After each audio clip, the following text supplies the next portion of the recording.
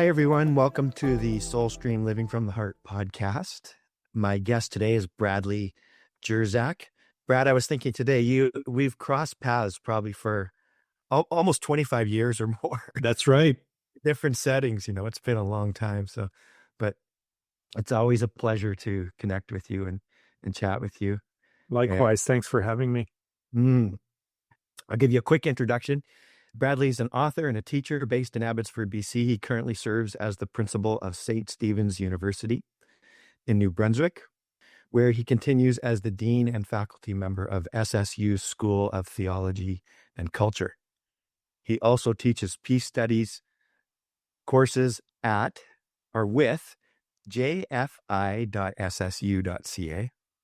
and is a regular Open Table Conference crew lecturer. He's also part of Plain Truth Ministries team, which is still going, right, Brad? That's right. Yeah, I clicked on that today and took a look, where he serves as pastoral scholar. He writes, edits, and does layout for CWR magazine, CWR Press, and the CRWM blog. Usually I like to go into people's backgrounds. When we do these, it's kind of been our pat, but we're not going to do that today. Thanks. We're going to talk about Weil and the book that you've translated about her. See if I've got this right. So the book is Awaiting God, and it's a translation that combines essays and lectures of Simone Weil.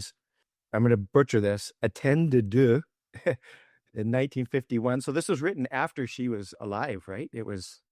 Well, these are things pulled together, compiled after. Yeah, compiled after she. Yeah, that's right. And then I'll just say the English name, Letter to a Priest, is also. That's right. And we have been starting out these conversations with a moment of silence. So let's do that now. I've been doing that without much instruction. So I just invite people to be still and practice silence in whatever way they feel comfortable doing that.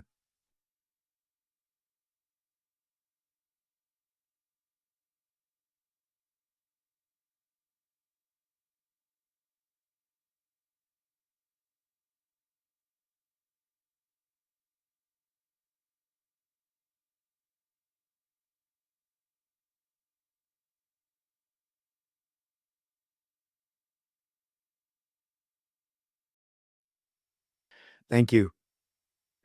I want to say too, and Brad and I had a conversation about this before we got on, but we won't get into it. There's an interesting undercurrent or other story that has to go with all of this. But Sylvie Weil wrote a really interesting and well-written, I think, introduction to this collection of essays as well, or to Awaiting God. But yeah, Sylvie, of course, is her niece, and I've had the privilege of knowing her for the last 11 years. She'd be 81 years old now, but just a marvelous, remarkable woman, and someone that gave me a little deeper insight into her aunt. Yeah. Let's give people a little bit of background. Like, I looked her up on Wikipedia this morning. I looked up Simone Weil on Wikipedia. Very short life, hey? Like, she lived from 1909 to 1943. So she died at just 34 years old. Yeah. But I'm wondering if you could just tell us a little bit more about her. Like, who was she? Yeah, that's a loaded question too, but let's do it this way. She was born in France to loving parents. Her dad was a doctor. Her mom was kind of a helicopter mom, and they were non-practicing Jews. And then, although in retrospect, Simone Weil would say she lived by the principles of Christianity or following Jesus before she knew who that was or what it was. She was really a little activist and a genius. Her older brother is sort of the Einstein of mathematics. But by the time she was 5, she would join the union marches when they were doing strikes in Paris and had her little placard out and stuff like that. And then also a very awkward girl physically, but with like a incredible mind. I know that the autistic community identifies her as being with them on the spectrum, which would explain a whole lot, including her social awkwardness, but also the savant kind of mind and a real black and white kind of thinking in terms of justice. Then as she grew older, she actually finished her doctorate and began teaching philosophy before she was 20. But she had such a heart that education should be for the normal people on the ground. So she really wanted to train the labor union workers and give them an education. And eventually she left that teaching position and joined a factory. Now you got to think of those old industrial factories that are doing piecework, super dangerous, like in a Charlie Chaplin movie. She was doing that for a year and it almost killed her, and she always would refuse to eat more than the First World War soldiers were eating on the front lines. And then she would refuse to eat more or receive more money than the factory workers were getting.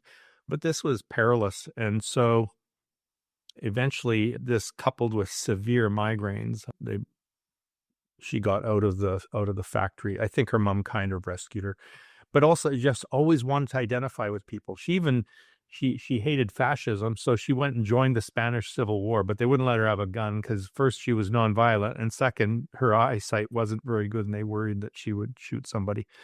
And she ended up stepping in a pot of boiling oil, I think, and so again, her mom had to come rescue her out of this situation, and that whole regiment was killed a couple years or weeks later. So it sort of saved her life. At this point, then she goes off to a retreat and she encounters Christ in a number of ways. She hears Christ in the prayers of these monastic people who were worshiping, and then she begins praying George Herbert's poem Love 3, which also engages the eating issues that she had. I would regard her as having an eating disorder, and that but she connected that with her struggle to surrender and her struggle with self-will. And then eventually she helped her parents escape Paris, went down to Marseille, France, and that's where she met Christ and met with,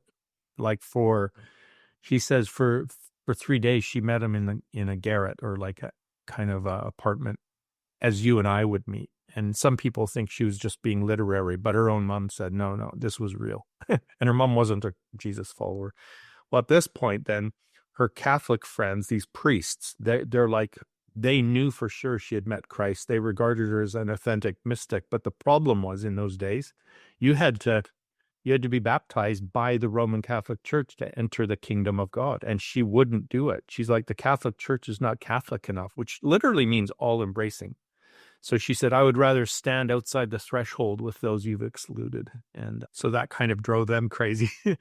And then she took her parents from there, dropped them off in New York City, and then carried on from there to join the French resistance in England, hoping that she could join in the front lines to just change the atmosphere. And they're like, you're crazy, which kind of broke her heart. So she ended up getting TB, and with her eating issues, her body just couldn't handle it. And so she died in England at the age of 34 as a result of that. And we lost a good one, but it's just an interesting side note that was 6 months after she died, the papal nuncio in Paris met her dad and started reading her journals and seeing where she was saying the Catholic Church is not Catholic enough. The Council of Trent has excluded people that Christ has not excluded. And the papal nuncio was so moved by this that he started preaching that by next Pentecost in the cathedral. We're not Catholic enough. He becomes the Pope that establishes Vatican II. And so in her refusal to be baptized by the Catholic Church, she ended up baptizing the Catholic Church in her inclusive vision. And that's that's a game changer globally. And so it's this crazy young woman who I just love so much, and what an impact. And I think that the world is waking up to her more and more. I see memes of her sayings more and more, and I'm like, oh, she was ahead of her time, and she's a woman for our day. Yeah, I wanted to say, like, sometimes contemplation or mysticism or whatever can seem sort of self-indulgent, but not the way she lived it, not the way, like and it just seems so. I think our discussion, and even the fact that she's coming up so much, is so timely when we see what's going on in the world. And it's partly why sometimes it's hard for me right now to have conversations about spirituality and stuff like that when we see what's going on in the world. But it seems like she has something to say to us, which we'll get into. I don't want to go there quite yet, but Okay. yeah. But thank you for sharing her story. Like, I can see why you love her so much. And I just wanted to ask you, like, we're not going to go into your background, but I do want to ask you a personal question, and just, how has she impacted you? And then that's the reason why I wanted to talk. Somewhere I saw in some, I follow you on social media, and I don't know where I saw it, but somewhere I saw you say that Simone Weil changed your life. And that's why I thought, oh, I got to contact Brad. I want to hear more about that. So maybe you could tell us a little bit about that, like how she changed your life. Sure. And I'll even double down on it. I normally would say she saved my life.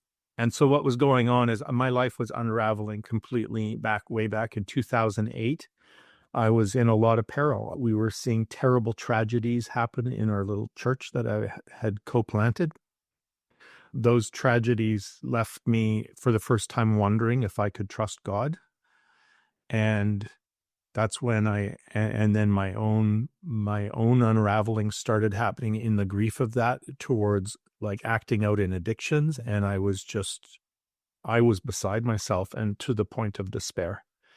It's the first time in my whole life that I didn't know if I could trust God, and I knew for sure I couldn't trust myself. And I thought, this is the end of me. And at that point, Ron Dart, he's a good friend of mine. He was a mentor, and he said, you need to read Simone Weil, because I was stumbling over the problem of evil.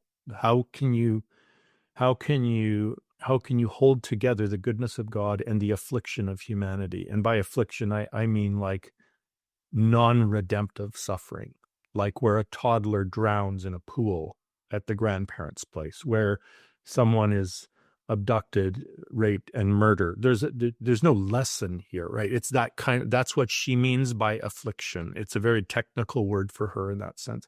How do you hold that together with the belief in a good God? And I couldn't anymore. And so I start reading her, and she says, my heart is continually torn by this problem, the inability to hold together the goodness of God and the affliction of humanity. But then she says, the two act like pinchers. They grab you and arrest you and throw you down. And if you try to rationalize the problem of evil, you will always call good evil and evil good. And so she's anti-theodicy in that sense. But when these tongs throw you down, and she says, you need to accept that it's an actual contradiction. It's not a paradox. It's a real contradiction. And in the contradiction, you look up and there's the cross. And then you say, and she says, be astonished. Be astonished by the goodness in the one you see hanging there, and be astonished by the level of affliction that he's enduring there for all humanity, and that there's an infinite distance between the goodness of God and the affliction of humanity, but the cross spans the distance, and the entire timeline of the human race lies between the two nail-scarred hands, and it passes right through his heart. And then she says, and then your affliction, it is like a nail hammered into the very heart of God, and so that you're united with him at the cross in your affliction, but through his wounds, they start releasing healing love into your life, and then through your wounds into the world. And so that's, if you take that as a description or a theodicy, you won't understand her. But if you go, no, this is a mystical experience that reintegrates us, and that's how she saved my life. And in that one little phrase, be astonished, I could make my lateral move. I couldn't dig out of despair, but I could make a lateral move from despair to astonishment in the two things in the one person. Wow. Yeah. I'm having a moment with that. Yeah. Yeah. Wow. Yeah. The chapter in her book, Awaiting God, that's titled The Love of God and Affliction, really goes there. It's just so healing. And that's And it was on that basis that I entered spiritual direction with Steve Imbach and Yeah, walked me through it. that's beautiful. Thank you for sharing that. That's something I'm going to have to. I didn't quite get to that chapter in the book, but I want to keep reading, and I'll get to that. But thank you for describing that. I can see how that would have impacted you, and it is. I mean, I consider myself to be a bit of a mystic, and I just have realized that so often some of these things, these bigger questions, you just can't rationalize them, and you just gotta kind of wait for God to provide the answers and the direction, right? Yeah. That's right. That's Yeah. right. And hopefully you don't destroy yourself in the meantime. Yeah. Yeah. Or you do, and then you find him in the Yeah. abyss. Yeah. But you don't need to take It all your belongs. life, as I found out. It all belongs. Well, I was telling you before we started that we could probably spend the whole time just talking about the chapter on attention. Yeah. And she talks about attention and along with it, a desire for God. I was going to read something from the book, but I lost it. I closed it, but I'll just let you explain it to us. Could you expand on what she means by attention and how has that impacted the way you pray? Because she's talking about attention in prayer and its necessity. And I will say too, just my own response to it is that like things like this, I think we focus on them, we talk about them, we try to apply them, and eventually, like riding a bike, you have to let them go. They're just tools. But anyway, Yeah. that's my own that's my own thinking on that. But yeah, maybe you could tell us more about attention and desire for God. Okay. Yeah. So, like many of her words, she has a deeply technical meaning for like affliction, but also for attention and also for necessity you threw in there. That's a whole nother thing. Yeah. But attention, basically, she's saying and it's not just in prayer, but it's to all of life. It's an orientation towards life, towards others, towards God. She would say attention is the most profound form of love that you can offer to another person, but it's also our way of experiencing God. So here's the idea.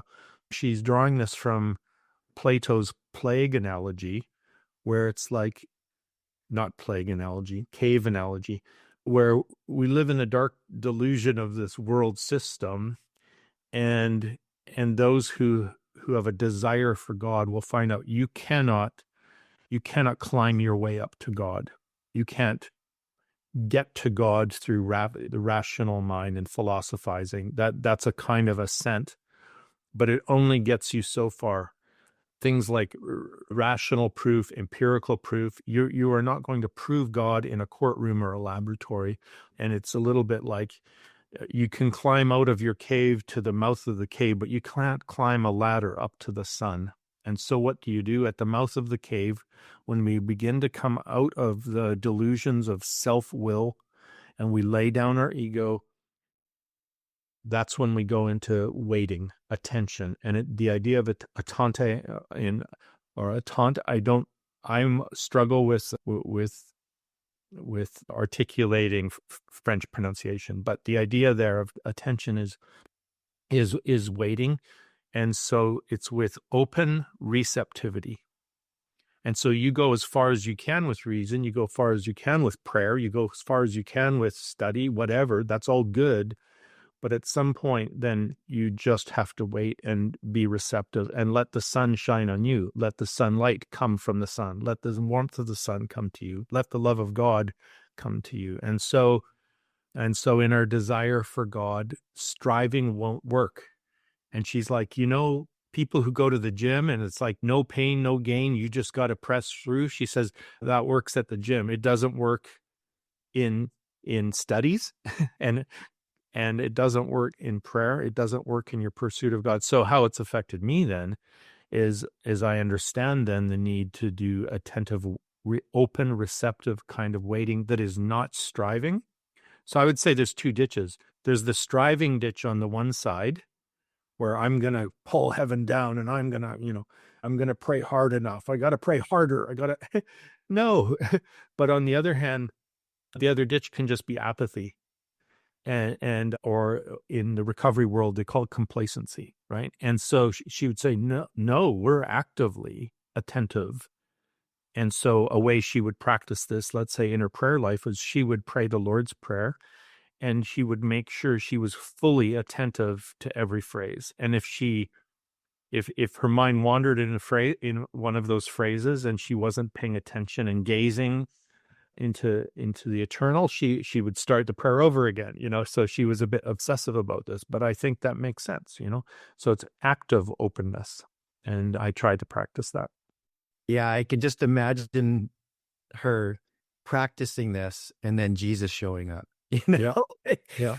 I just think that in my own in the mystical experiences that I've had, there's been a level of this kind of pure awareness that they talk about in Eastern religions, but kind of like this a level of attentiveness, and then without trying too hard, but it's when all of the trying slips away. But there's kind of a bit of effort, I guess you would say, involved in it, but it's not a striving effort. It's right. Well, yeah, the effort to pay attention, as let's say, or people who understand that there's a place in their heart where there's stillness, fighting your way to that place, right?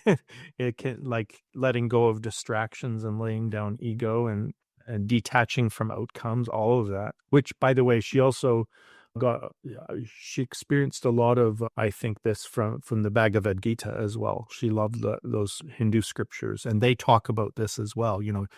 You could try to philosophize your way to God, but that doesn't work very well. You're better off just devoting love towards him. And so she kind of incorporated some of that, I think, into her mystical element, although she was really careful not to read the mystics because she didn't want to pollute her own experience by appropriating somebody else's. She was Wow, a bit hardcore in that. that's interesting. Yeah, yeah. So you translated this book.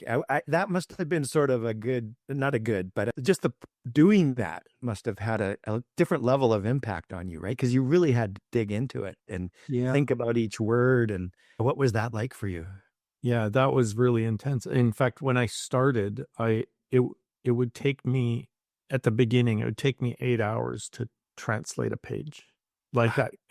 Because there's so many. I wasn't good at French, but I didn't have to learn how to talk it or compose sentences. I just needed to learn how to recognize the grammar, the words, and how she was using them. And that's where it slows you down. How is she using them? And let's say there's 6 or 8 ways that words you could use to translate a French word. But I think the value of that is that it slows you down. And then you can see the themes and get inside her head. And then by the end of 4 months later, I could do a page in an hour. But it's not just like reading it, right? You're working out what's the best way to say this that honors her style and language while also making it accessible for people. And sometimes she's repetitive, and there's a temptation to tighten it up or maybe make it less, like if she uses one word 10 times in 2 paragraphs, you want to do that because you want to emulate that because she's making a point to drill down into something. And that really helps you with her vocabulary, because it gets repetitive. And then you can connect dots that you wouldn't have otherwise. I think that's true of anything. Is how do we slow down our reading? That she's not bathroom reading and shouldn't be. The other thing I'll say about that is just every sentence she's so intense that you can react to every sentence and go, well, that's not right. and you're like, of course, this is what she does. So then you have to ask, but how is it right? Like, you could take something that you really have as a deep core conviction, and other people are like this too, like Maximus the Confessor in his 300 chapters on love. They'll say something like, well, God is not our father. It's like, well, of course God's our father. Okay, but how is he not our father then? Right? So you're always asking, how is the thing that's triggering you actually true, and why is it triggering you, and what's the other side? She makes you do that all the time, and that slows you down.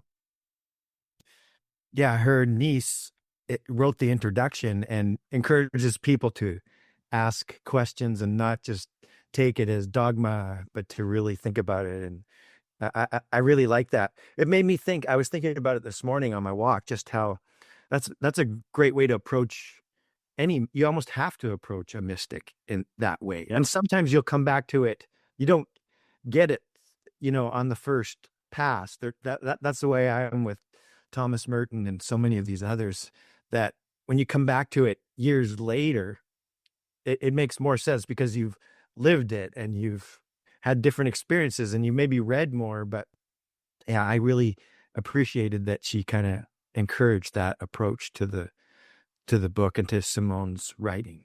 Yeah. Not just you don't read it like a typical book, do you? No, you can't. And you're right about the mystics too. A lot of the mystics, like let's say Merton, for example, or the Desert Fathers, we think they're writing to us and we love them. So you are going to just agree with them. And they're like, wait a minute, they're in a monastery. They're living a different way. They're praying 5 times a day. They aren't married, and so you have to do the transposing work too.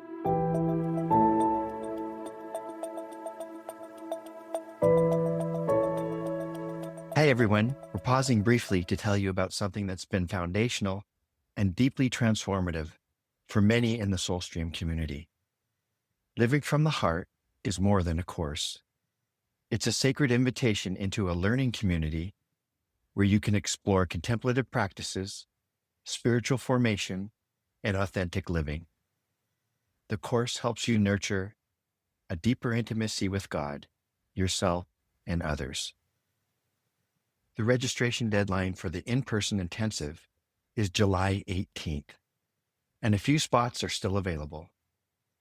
Learn more and register at soulstream.org. Now back to our conversation.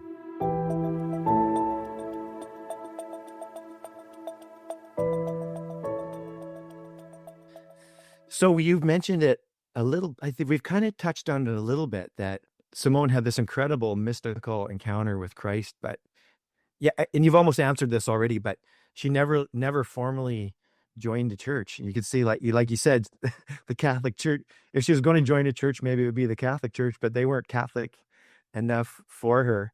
And like you have said something about this already, but maybe just say a little bit more about that, because I think, again, like I said off the top, it's kind of current for, like, people are really suspicious of institutional religion and leaving it, often for good reason.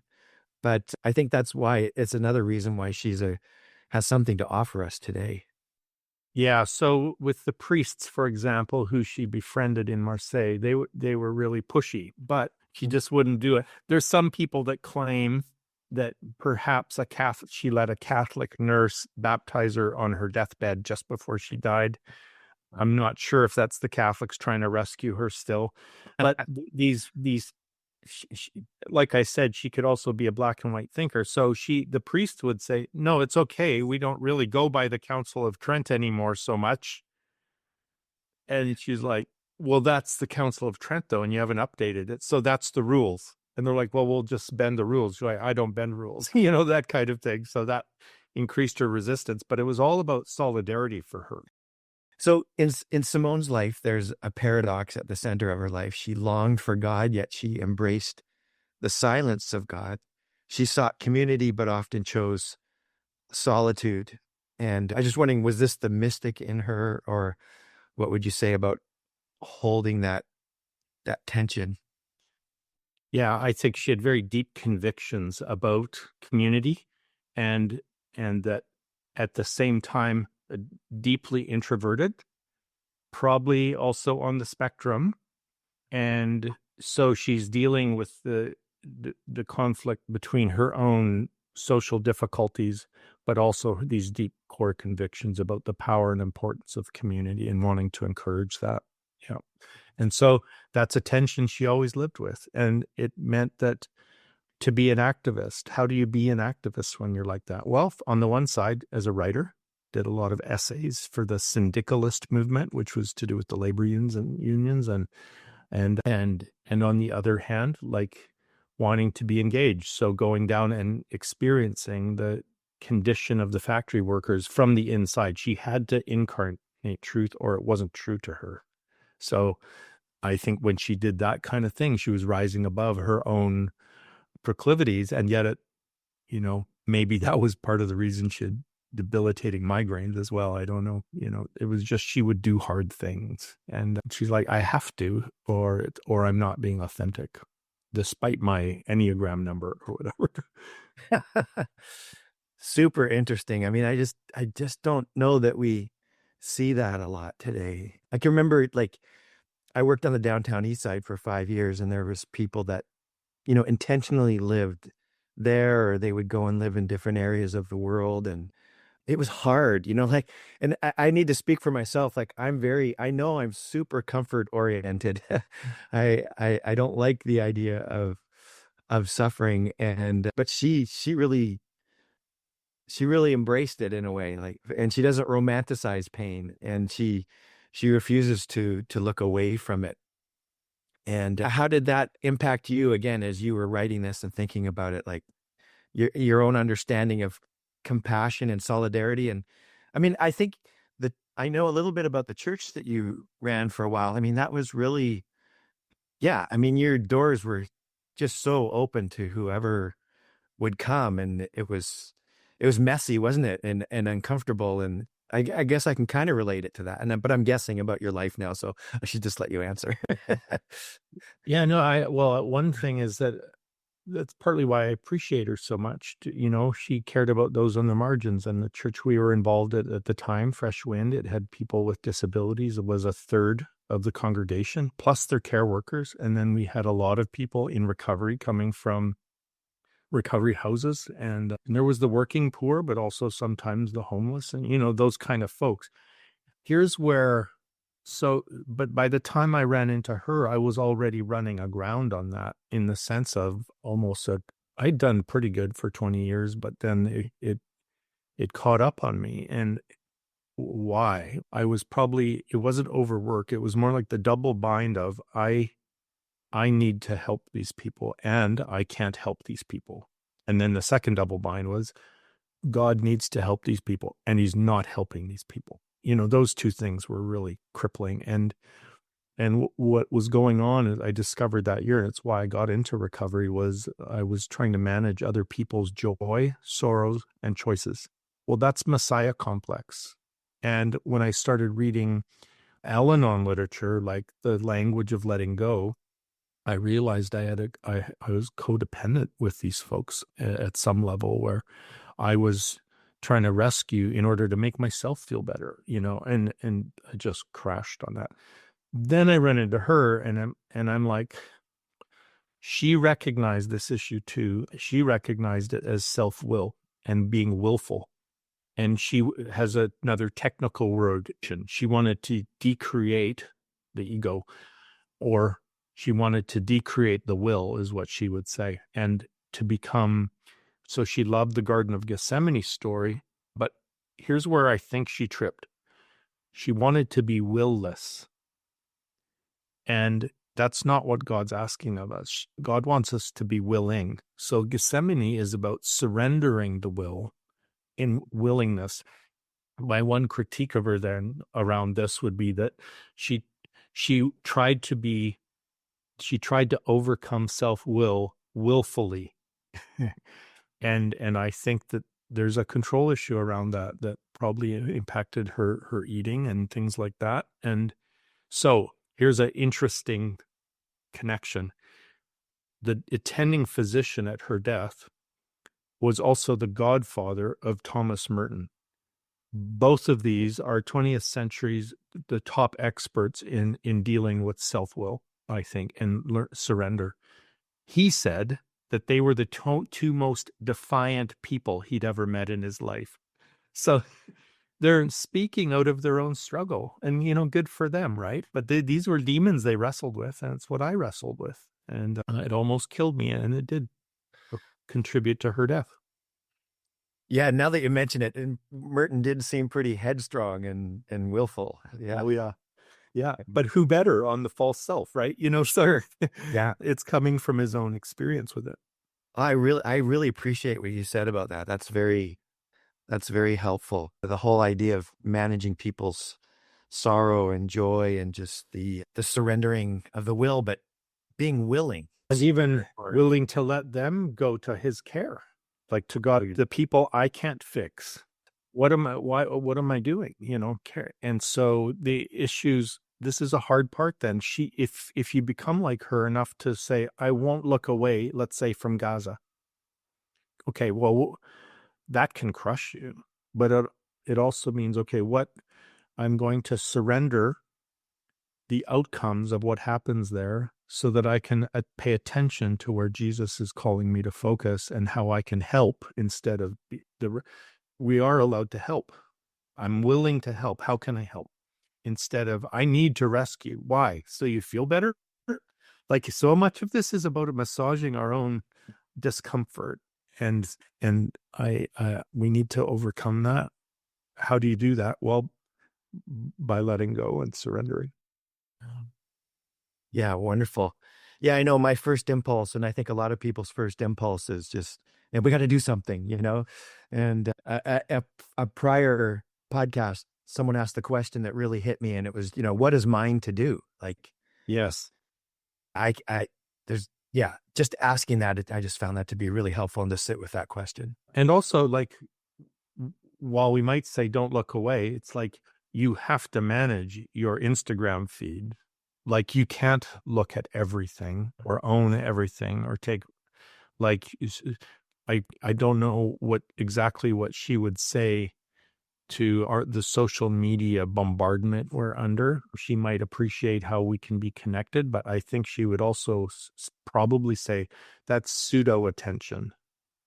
Real attention is the person in front of you where you can actually do something, or across the world, but then how can you help them and in real ways? And I would think she would even see doom scrolling as a distraction, not a form of attention.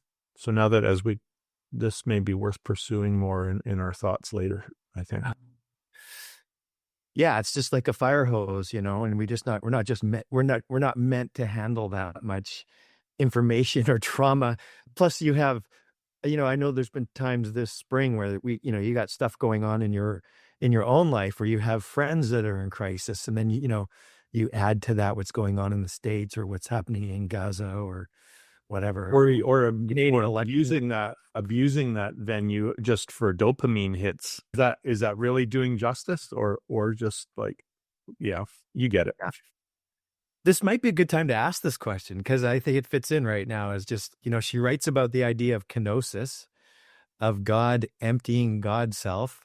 And that also seems radically countercultural today, where power and self-assertion are so often glorified, massive power struggles going on in the world. So, yeah, what can her view of divine self-emptying teach us about the nature of love? Oh, that's very good. So for those who don't know, kenosis is a Greek word that we've taken into English now from Philippians chapter 2, where it says, instead of grasping at power, Christ empties himself of it. So what she does with this is she says, when she translates that passage, she says he voided himself, made himself empty of what? Of self-will. So he's emptying himself of like the need to grasp like Adam and Eve did. He's letting go instead of grasping at. And then she does this. She connects the dot to the first beatitude. Blessed are the poor in spirit. She translates that, blessed are the void in spirit. And again, it's those who've bankrupted their egos. And so it's about self-emptying. But it's not just about becoming empty like a bucket. It's more like pouring oneself out. So you're pouring out from for Christ, it's an infinite spring. So he doesn't ever become less God, but so it's not like he's hiding his godness. It's actually he's revealing the nature of God as self-giving love. And I think that's a healthy way to think about kenosis, self-giving, selfless love, and that's So you're not just surrender. You're not just left empty. There's that pouring out of, or there's like being a light, or being godly and doing showing mercy and those kinds of things. Yeah. That's right. So think of a spring instead of a bucket. Yeah. But in her case, I do think that, again, she got into this goal of having no will, willfully.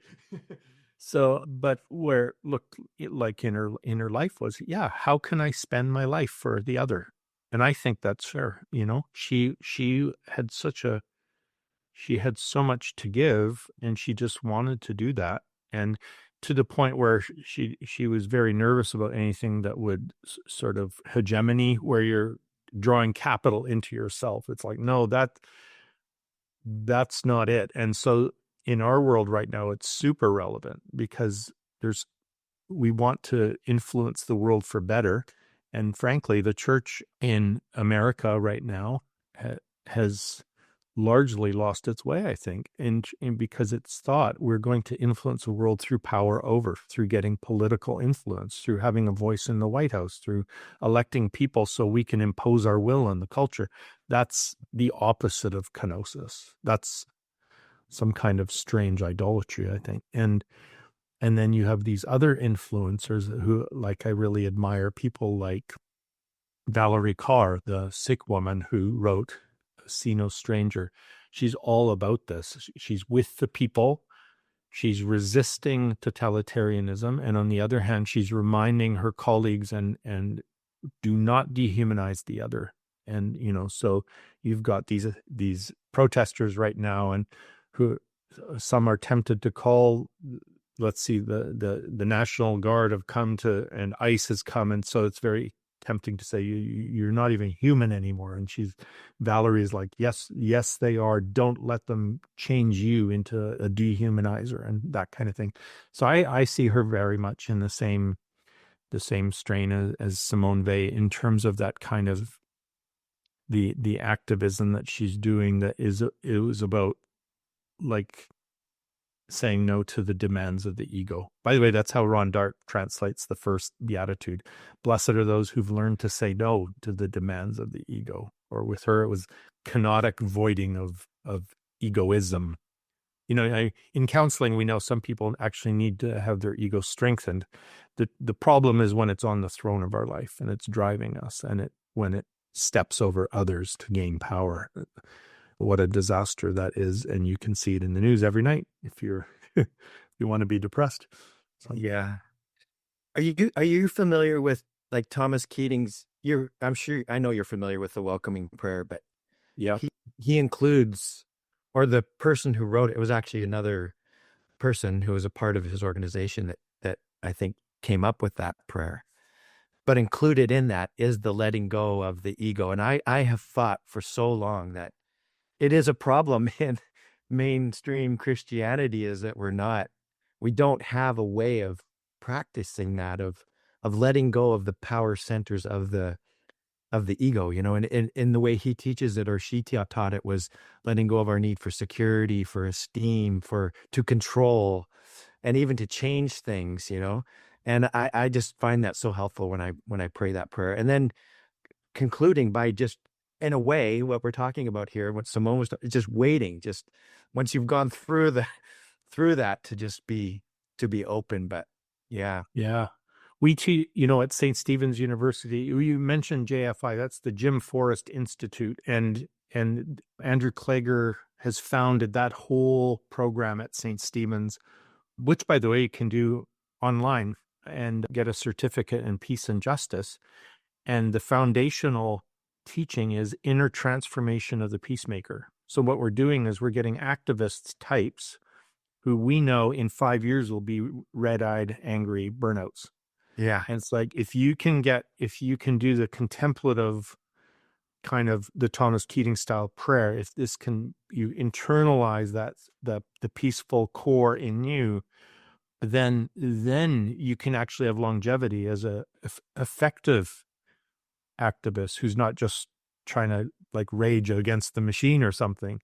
And so we really believe that the contemplation is the only way we're going to become effective activists in this world. It's just, I don't see, if you have a commitment to nonviolent resistance, it's pretty hard to to stay in that place unless you've really done the inner work. And so I'm very committed to that. And I think I that's what I hear you saying.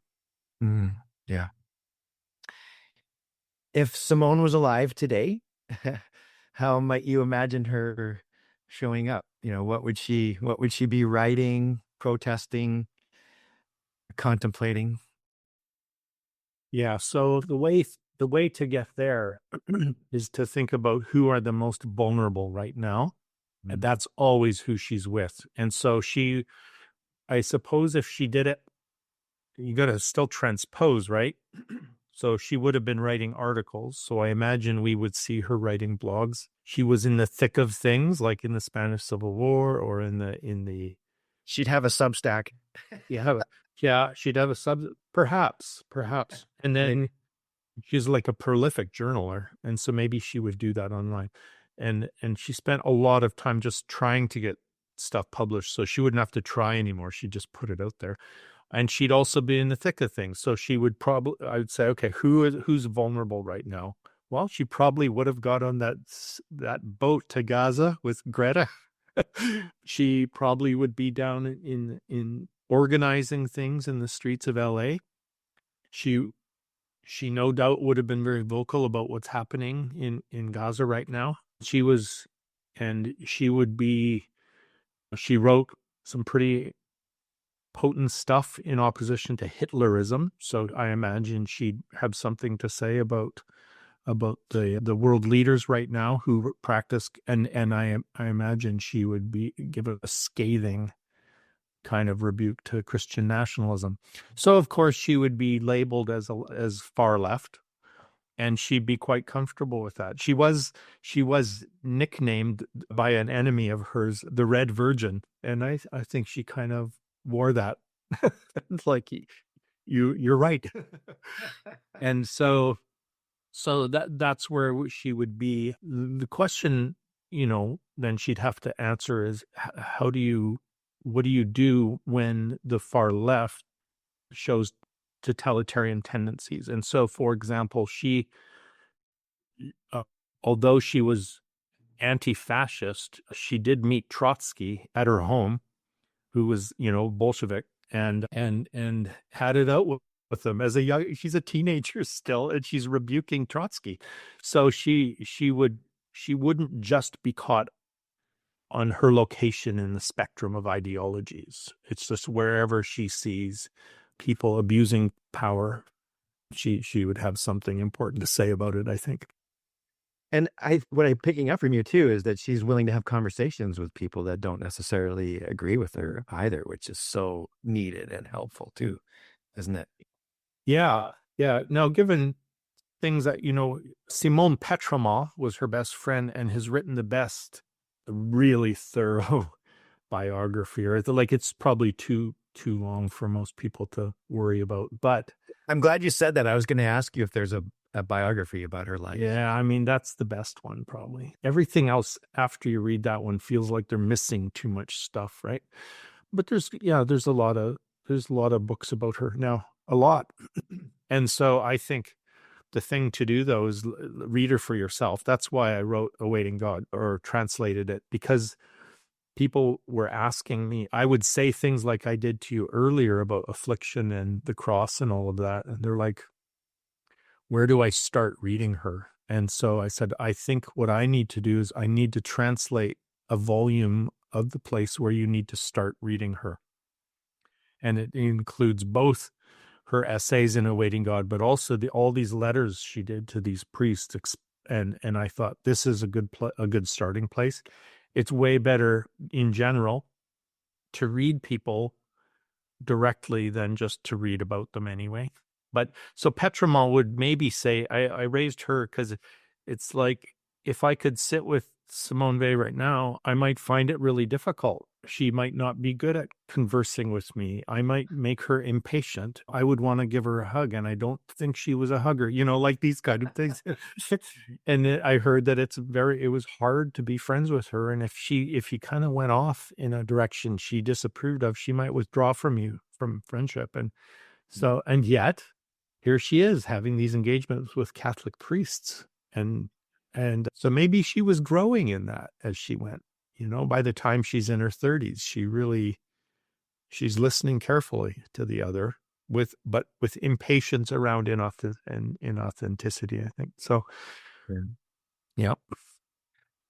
I'm just thinking as we wrap up here that I've so appreciated getting some of the background information. Like, read her, yes, but it's also really helpful to know that maybe she might have been autistic, and to know when the time when she was alive and her health struggles and so many of these other things. So it's kind of like reading Seven Story Mountain and then, reading more of Merton, just Yeah, that's true. That's true. yeah. I would say, I've written a bit about her in my book, Out of the Embers.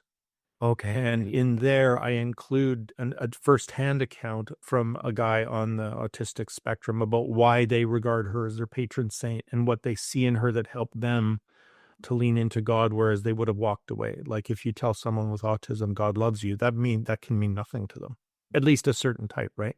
This guy would have been like that. He goes, I'm married. I don't have a clue what it means if my wife says I love you, but I know what's right and wrong. And that kind of, and so that's how they engage love. The love of God is experienced through works of justice. And that's very much her line of thinking. So, yeah. Yeah.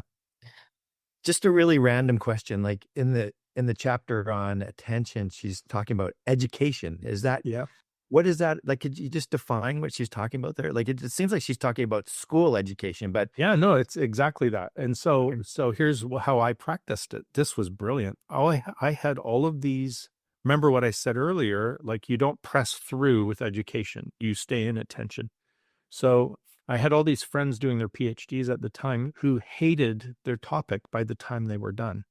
And they would say to me a year before they're done, like, I just can't wait for this to be over with. I'm just fried on it. And I prayed about this. I said, Lord, I want to treat this as a privilege. I want to enjoy it as much on the last day as I did on the first day. I want the whole thing to be so rich. How do I do that? And that's when I read her chapter on education. And she says, don't press through. So here's what I did. Every morning before I started my studies, I would pray, Lord, show me the heart of the matter. That threw me into an attention place. God's going to show me something today, and he's going to show me the heart of things. And I came to hope and expect in that. And then the other thing I'd do then is I'd say, okay, when it's time for me to stop for the day, I want to hear my God or my soul or my body, usually more like my body, saying, don't weary yourself. Because if you weary yourself, you will have writer's block the next day and you won't enjoy this. Wearying yourself is not the way to learn. And so, and then I'm like, what if I do that? Like, what if I start feeling weary at like 1 p.m. and I'm wasting the rest of the day? It's like, I'll get behind. And I felt like the sense in prayer that, test me on this. And so I did. And so after like 6 months, I was a month ahead. And after 4 years, I was 6 months ahead, and I only disobeyed the call to not weary myself maybe 2 or 3 times, where it's like, you know what, I'm in the middle of something, I'll just push another half hour. Sure enough, the next day was ruined for me. I would have writer's block. And so she really means that, but she's using it then to say, use your studies to train your attention so that you can pay attention to the world and to God. And so education became the greenhouse for contemplation, if you do it that way, for her.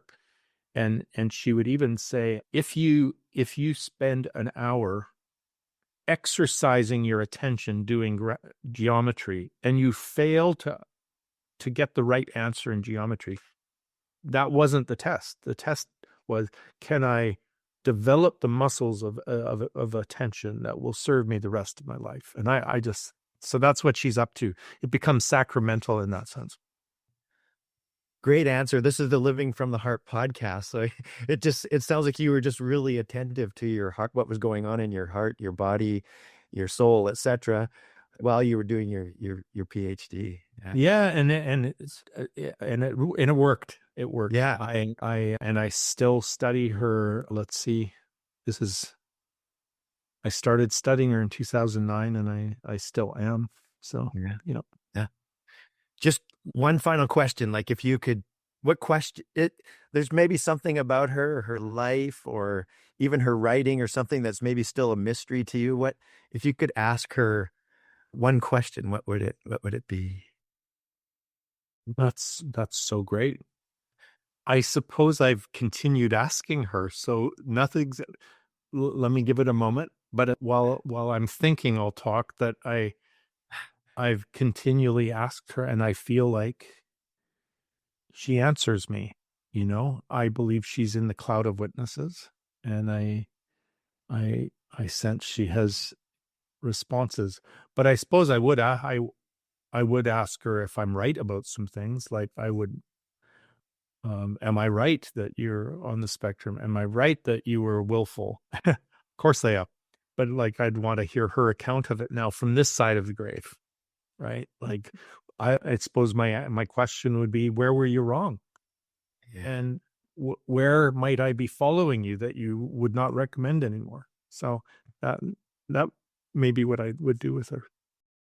I've got to ask you this because it came up sort of in the middle of our conversation, was just, and I forget the word that you used, but like you're a theologian, you're a brilliant man, you're a brilliant person, and yet you have this mystical spirit side to you. Like how do you, I don't want to say manage, but what's that tension like for you, where you live in these very heady intellectual places explaining these concepts that are really difficult to understand for most of us, and yet still have this spirit orientation? Or yeah. Well, yeah, part of it's to do with my philosophy of theology, and that is this: that I think that the best theology, I even would say this, I think I'm a great theologian because in this way, I know that theology must not be prescriptive, composed by some egghead in the corner of a university, alone in their study. So in that way, it's different than other intellectual pursuits in a way, right? Right. So Yeah. theology should be Mm. a reflection on how God was at work. I think that's what the Bible's doing. It's a reflection on what we experienced. So how can you do theology without an experience of God? Then you're just making shit up, Yeah. you know? So and then, so I've seen the limits of where I'm with her on this. I've seen the limits of rational theology and rationalism as a way to approach it. And it's more like theology should be maybe at best an analysis of what happened on our mystical journey together. So it should be communal in that sense too. And so I think that's what she's doing. She's thinking these hard thoughts, but why is she thinking them? Because she's trying to make sense of the real world. And what I like to do, I even have a photo of this somewhere, is I took my dissertation, which was, I don't know, 4 inches thick. And on top of it, I put the books that I had written as a reflection on that, distilling it down. And then the very top was my little kid's book, Jesus Showed Us. And I think then that the analysis, then it goes like this: first we experience and observe what God is doing in our lives and in our hearts and in our communities and in our world. Then we analyze it rigorously. That's the academic side of it. And then we begin to distill it so that a lay person can access that. And then we keep distilling it until an 8 or 9-year-old gets it. Until they do, I don't think I've got it.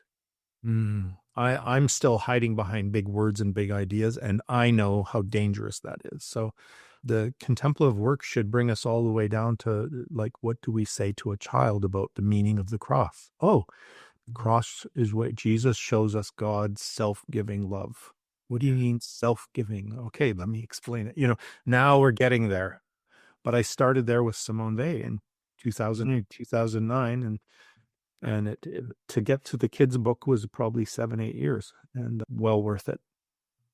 It makes me think of Eugene Peterson, or like, who was a theologian but a pastor, and Yeah, who's done absolutely. art for people, and Yeah. I'm sure there's many others that you know of that are.